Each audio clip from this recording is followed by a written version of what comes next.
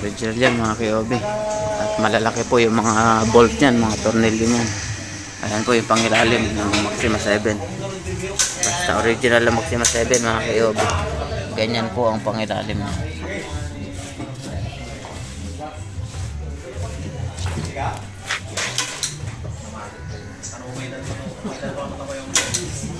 Po, hindi po kami nagbabenta ng mga copy.